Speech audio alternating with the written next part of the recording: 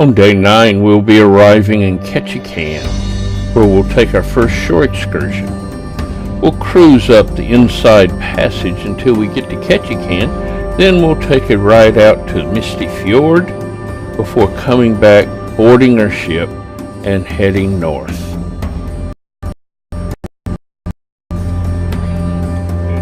As it dawns, we're entering the Inside Passage, and as usual, there's a low cloud cover over much of the area. This is the entrance to Misty Fjord. We'll be coming back here later in the day. The tops of the surrounding mountains are starting to peek out over the low clouds, and we'll be able to see the shoreline as we come in because we'll be pretty close to it.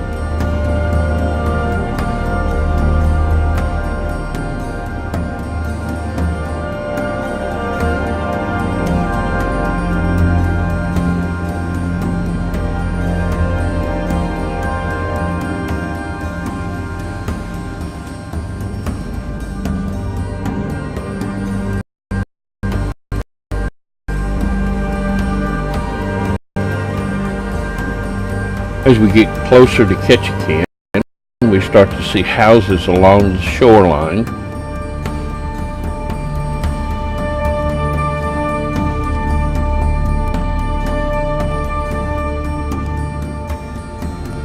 Ketchikan has a resident population of about 8,000 people, and it's known as the wettest place in Alaska, with over 13 feet of rain every year. It's also known as the salmon capital of the world.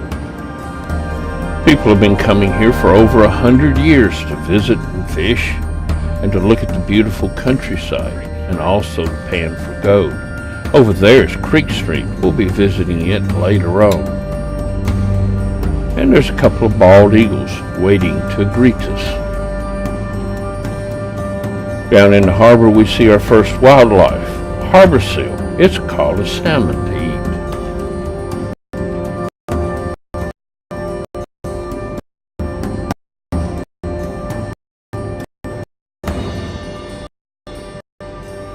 We're soon off our ship and ready for a shore excursion.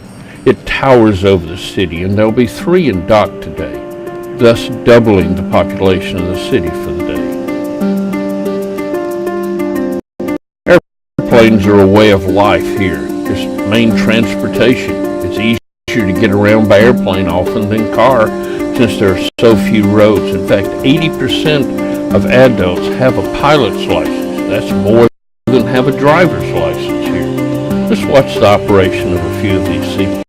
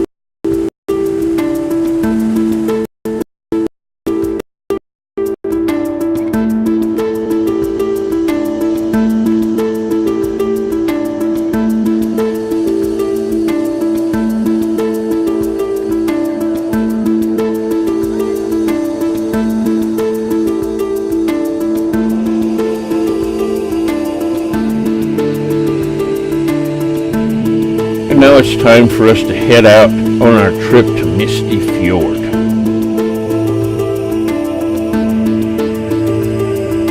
As we leave the dock, the fishermen are heading out also to go salmon fishing or haddock fishing for the day. And this is where our room is on the ship. That's Deborah's porthole.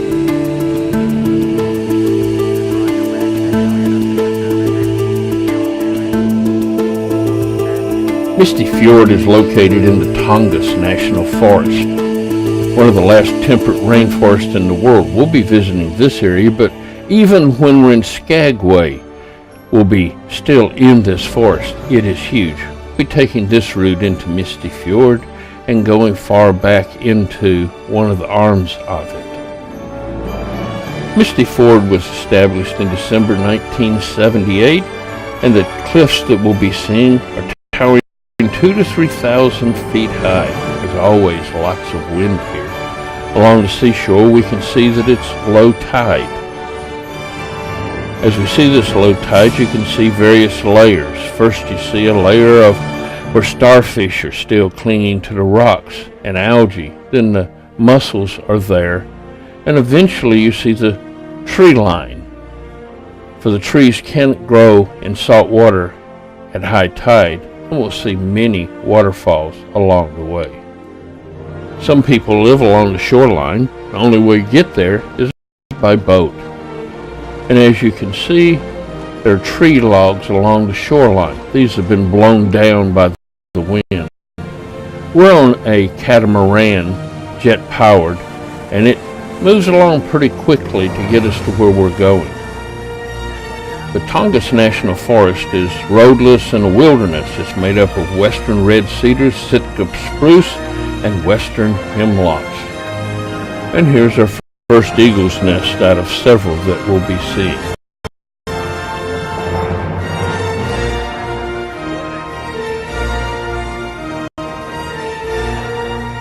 And there's an eagle flying over it.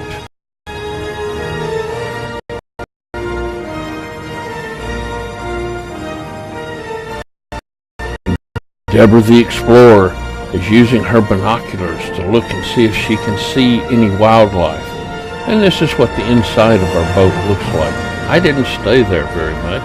It's easier to take pictures outside.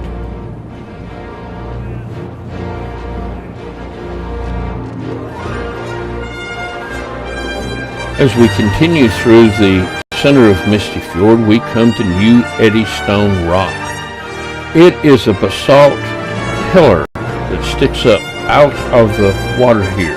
Now actually it's over 800 feet high because it extends all the way from the bottom of the bay, and there's some harbor seals on it. This is the center of a volcano, and it used to be the lava inside it, but now the volcano has eroded away because of the glaciers that flowed through here, and we have this iconic rock that stands here in the middle of the bay.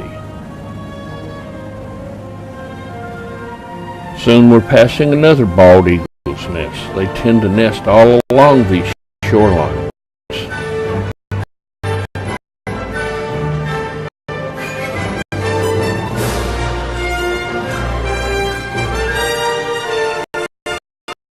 As we enter Rudyard's Bay, we start to notice the cliffs around us and the beauty of them. The dirt is so shallow on these that a landslide can happen when one of the trees give way and reveal the rock that lies underneath it. Let's just sit back and watch the beauty of this bay as we enter into it, cruise down it, and then come back out.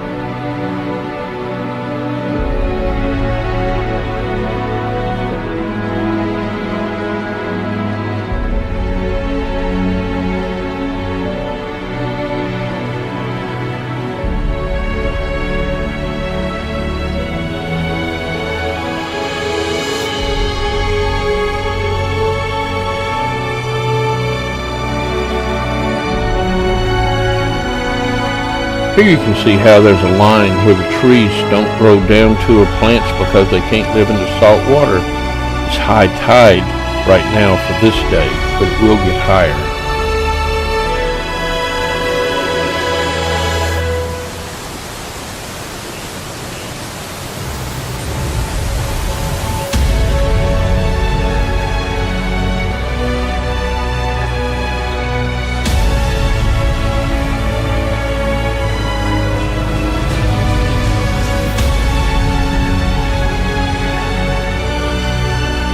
One of the local members of the Tlingit tribe talked to us about her culture as we came back out of the bay.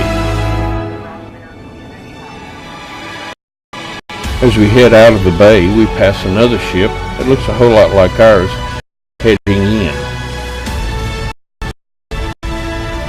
Unfortunately, we did not see a lot of whales as we did the last time. We saw dozens of orca and humpbacks.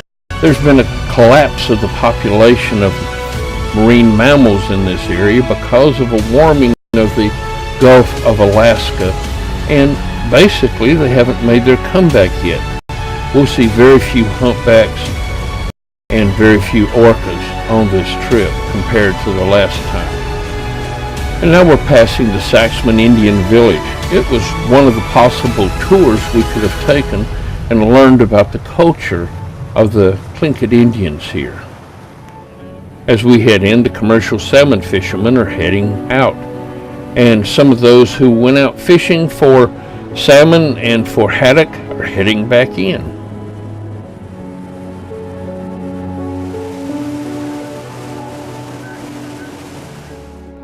And now we've arrived back at the dock at the Ketchikan port.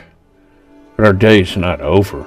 We'll be heading out to explore along Creek Street, take some pictures, and then we'll walk back through downtown area before boarding our bus. Creek Street is located along Ketchikan Creek, and it was there built basically as a red light district during the mining times, but now it's a upscale touristy area. The creek enters as a small creek with salmon in it. Didn't see any jumping, but it does have a salmon population, then flows through the Creek Street area and out into the harbor. Since this is a tidal area, the houses have to be built up on stilts to keep them above the highest tide that might happen here. Right now it's low tide.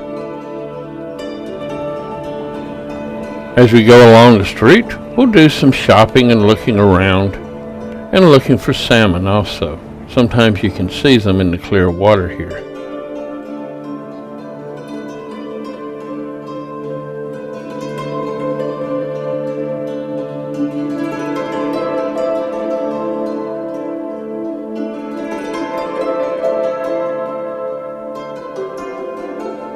It's now time to walk through the city and shop some. We'll see Chief Kian's totem pole. There are many totem poles here. And also there's the rock of people who have influenced Ketchikan, fishermen, women, miners, the Tlingit Indians, aviators, and lumberjacks. Over there, as we've boarded the boat, is a man on the levee fishing for salmon. Looks like he caught one.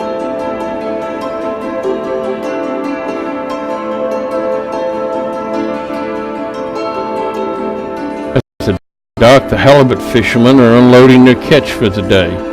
A few nice ones, but not like the huge ones you can catch here.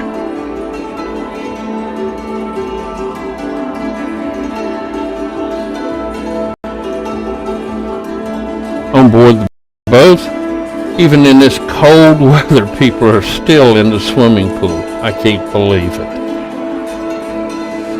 And now it's time to leave Ketchikan behind and head north to our next stop, Juneau.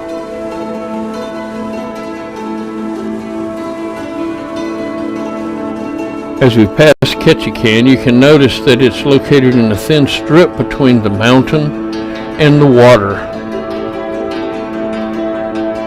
And there are several harbors along the way, And down there, that's the dry docks for the Marine Highway. These ships carry supplies and people and cars up and down the coast.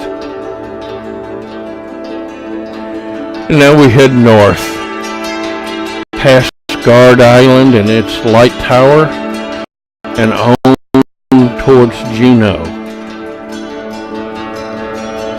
And as it starts to get dark and much colder, seems they've abandoned the pools.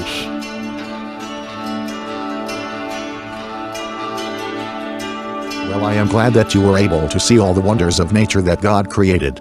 I get to see them from the air every time I fly over Misty Fjord, well, at least when it clears up the clouds some. Sorry you didn't see much wildlife, but that is the way it has been the last few years. It is sad that the whales have left, but maybe now that the weather has changed again they will come back. Have a good sailing northward to Juneau, and who knows, I might even fly up there and see how you are doing. I hear they have a few more whales up there. And this brings us to the end of day 9.